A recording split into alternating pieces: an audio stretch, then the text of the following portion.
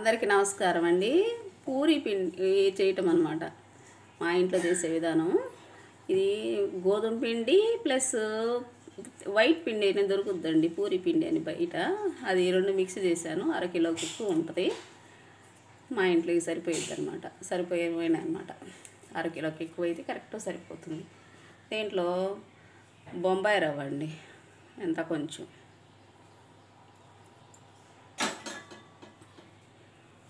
Salt spoon వేసుకొని, కొంచెం వేసుకోండి, ఎక్కువ చాలు, స్పూన్ బావు. దీంట్లో కొంచెము వంట సోడా అండి, పూరీలు బాగా పొంగుతాయి, కొంచెమే, ఎక్కువ వేయకూడదు.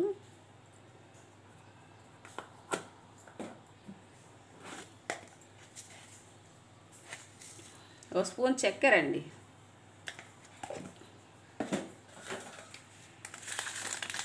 వామ్ వేసుకోవాలండి. వామ్ వేసుకుంటే బాగుంటుంది పూరీలలో. వామ్ సరిపోయిద్దండి. 2 స్పూన్లు నూనె,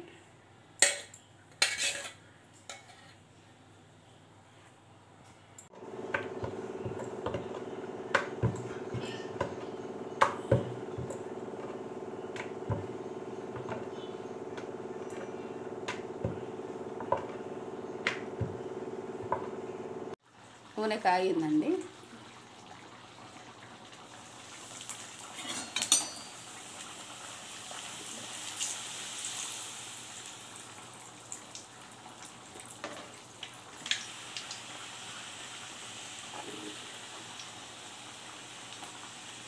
మీడియంలో పెట్టుకొని పూరి చేసుకోవాలి.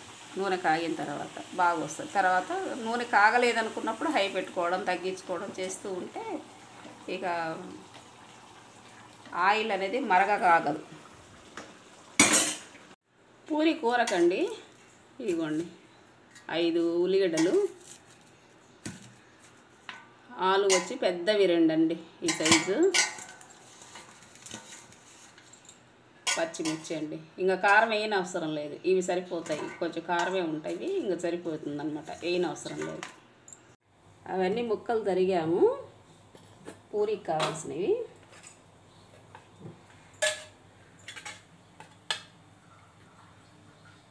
ఇదండి, దీంతో 4.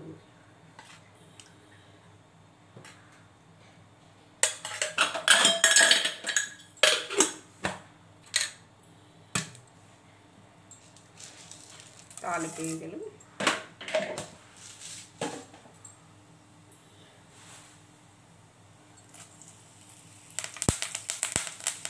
కరివేపాకు,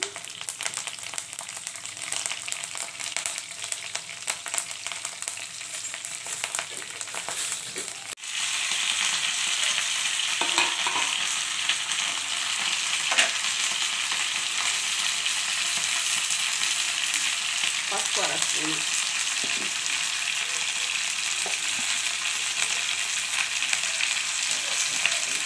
స్పూనున్నర స్పూన్,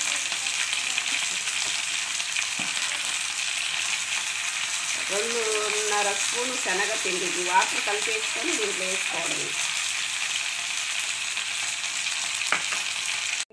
నీళ్ళండి,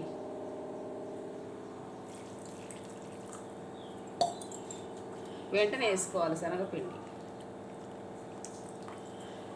ఇక ఉడుకుతూ ఉంటుంది, సిమ్లో పెట్టుకొని ఉడకబెట్టుకోవడమే.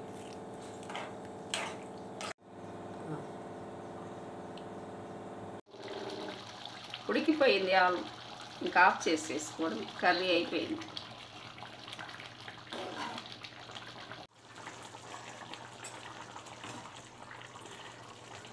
ఆలు ఉల్లిపాయ ఉడికిపోయిందండి, ఇది చూసుకోవడమే అన్నమాట. ఉడికిపోయింది, అయిపోయినట్టే అన్నమాట, కర్రీ అయిపోయింది, రెడీ అయిపోయింది.